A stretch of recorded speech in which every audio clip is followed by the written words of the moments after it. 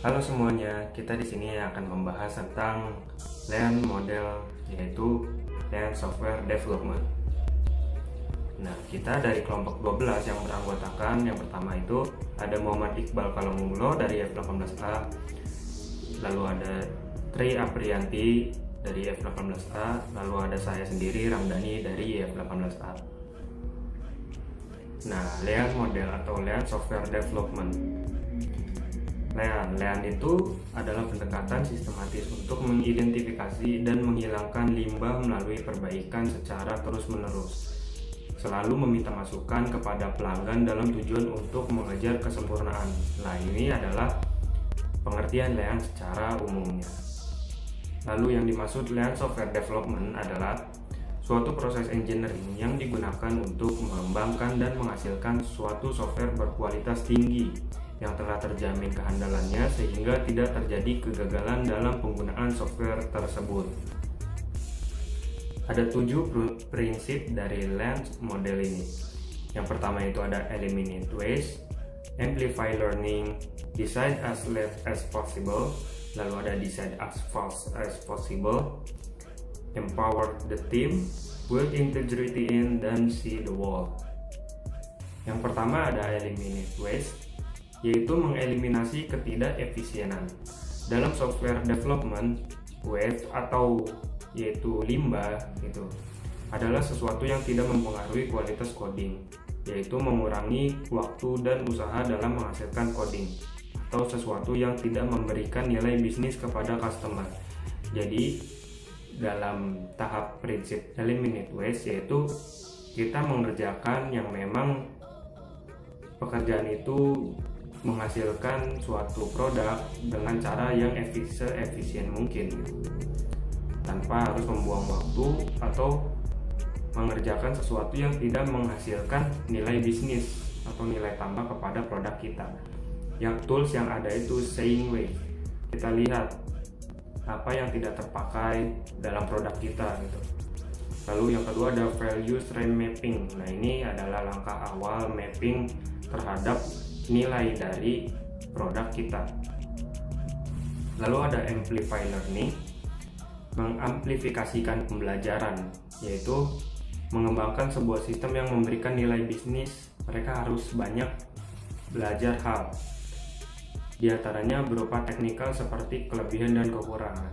Nah, dalam pembuatan aplikasi dengan menggunakan metode LAN Software Development ini, kita harus melihat apa kelebihan dan selalu melihat apa kekurangan dari produk kita. Apakah produk kita sesuai dengan permintaan customer atau tidak gitu. Contohnya ada tools yaitu remote.net atau web service. Nah, tools ini adalah untuk mengetahui kesesuaian produk kita dengan apa yang diinginkan pelanggan atau customer. Lalu yang ketiga ada decide as late as possible, yaitu menentukan selambat mungkin. Gagasan itu adalah menunggu sampai apa yang disebut dengan istilah the last responsible moment untuk membuat sebuah keputusan. Nah, jadi dalam menentukan hal, mengerjakan produk kita dengan menggunakan LAN Software Development, kita harus menentukan kemungkinan aplikasi ini dibuat dengan waktu yang paling memungkinkan gitu, selambat mungkin. Jangan sampai kita terburu-buru dan produk kita ini tidak sesuai dengan apa yang diinginkan customer. Tools yang pertama itu yang bisa kita pakai option thinking, lalu the last responsible moment, lalu making decision, membuat suatu pilihan. Lalu nomor 4 ada decide as fast as possible. Nah, yang keempat yaitu decide as fast as possible atau menyampaikan secepat mungkin. Di era revolusi teknologi yang cepat ini, bukan yang terbesar yang bertahan, tapi yang tercepat. Semakin cepat produk akhir disampaikan tanpa cacat utama, umpan balik akan cepat dapat diterima dan dimasukkan ke dalam iterasi berikut. kecepatan, menjamin pemenuhan kebutuhan pelanggan sekarang, dan bukan apa yang mereka perlukan kemarin. Toolsnya yaitu full system, queuing theory, cost of delay. Nah, yang kelima, empower the team, atau memberi wewenang kepada tim atau menguatkan tim. Kualitas sebuah tim perangkat lunak merupakan unsur yang paling penting dalam keberhasilan dalam menghasilkan sebuah software.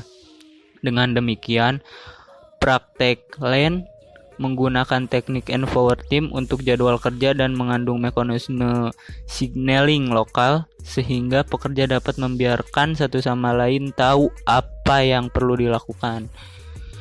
Dalam pengembangan perangkat lunak Lean, mekanisme empower team adalah perjanjian untuk memberikan versi software bekerja semakin halus secara berkala. Signaling lokal terlihat melalui grafik, rapat harian, sering integrasi, dan pengujian yang komprehensif. Toolsnya yaitu self-determination, motivation, leadership, expertise.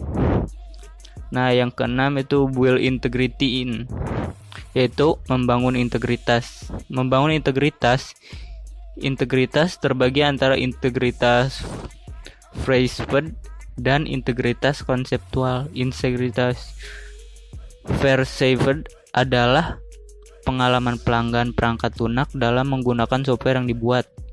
Sedangkan integritas konseptual adalah ukuran seberapa baiknya arsitektur dan komponen sistem yang mengalir bersama-sama. Mengenai integritas perceived, pengujian satuan dan integritas merupakan bagian utama dari integritas. Toolsnya adalah perceived integrity, conceptual integrity, refactoring, testing. Baik, prinsip Lean Model yang ketujuh yaitu see the whole, melihat secara kesatuan atau keseluruhan. Integritas dalam sistem yang kompleks memerlukan keahlian yang mendalam di banyak daerah yang beragam. Jadi, para ahli di bidang apapun, contohnya MIS, database, atau GUI, harus memiliki kecenderungan untuk memaksimalkan kinerja di bagiannya tersebut, yang akan meningkatkan kinerja sistem secara keseluruhan. Tools atau alat yang digunakan yaitu measurements dan contracts. Lean Software Development. Kelebihan 1. Membantu mempercepat waktu untuk produksi. 2. Kekuatan tim membantu dalam membuat keputusan antara tim dan memotivasi tim. 3. Interaksi antara klien dan customer lebih dekat, karena customer harus mengetahui apa yang dibutuhkan dan klien akan membuat sesuai keinginan customer. Lalu yang keempat, tim dalam proyek dapat bekerja sama dan berinteraksi dengan baik, sehingga dapat menghasilkan produk tepat waktu.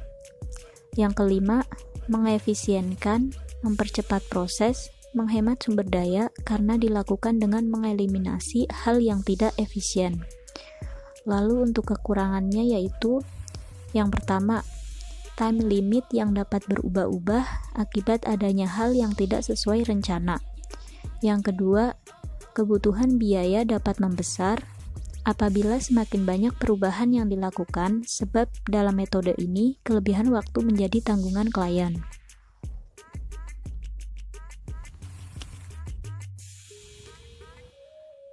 Lanjut, kapan sebaiknya pakai LSD? Pemakaian LSD tergantung pada karakteristik organisasi dan proyek yang akan dibangun. Adapun karakteristik organisasi yang cocok dalam memakai LSD adalah manufaktur, product development, supply chain development, dan back office operation. Dan karakteristik proyek yang cocok memakai LSD yaitu pembangunan software yang memakan waktu sedikit namun produktivitas tinggi, dan proyek yang mementingkan kepuasan customer. Di kesimpulannya, Lean Software Development ini adalah suatu metode untuk menciptakan produk atau membuat suatu software dengan mementingkan suatu kepuasan pelanggan dan juga menggunakan cara-cara yang efisien dan efektif. Nah, itu tadi adalah penjelasan dari kelompok kami.